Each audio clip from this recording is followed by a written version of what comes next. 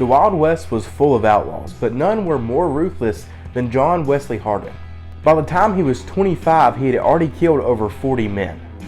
He was so deadly that even the legendary Wild Bill Hickok was afraid of him. But perhaps the most infamous story of them all, the time he killed a man just for snoring.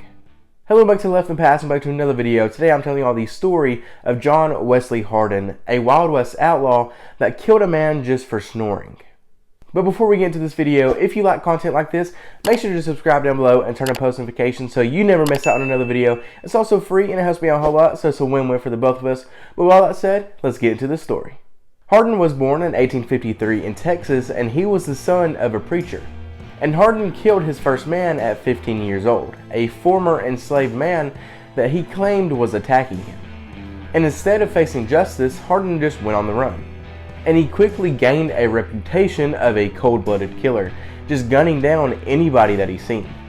And by the time he was 18, Hardin was already one of the most feared men in Texas. And this is where Hardin truly came into the spotlight. In 1871, he was in Abilene, Kansas, staying at the American House Hotel. He had been drinking heavily and gambling all night long when he finally decided to stumble back to his room.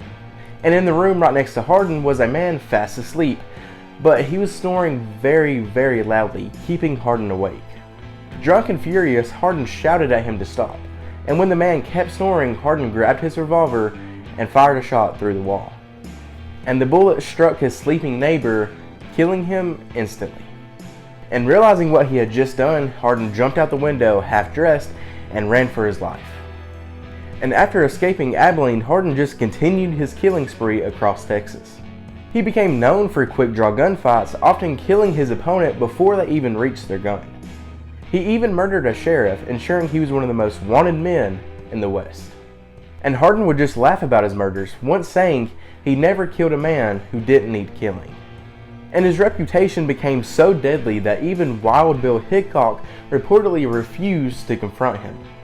And in 1877, after years of being on the run, Texas Rangers finally captured Hardin.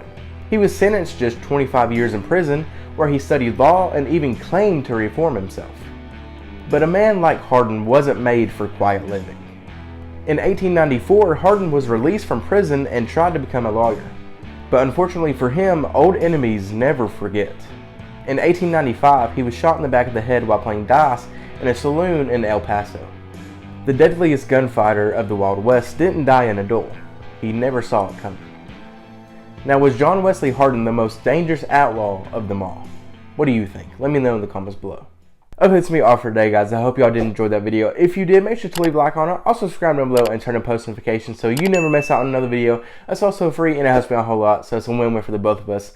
But I hope y'all did enjoy that quick little video about John Wesley Hardin. It was definitely a lot of fun for me to tell for you guys. But with all that said, I hope y'all have a great day. But this story is left in the past.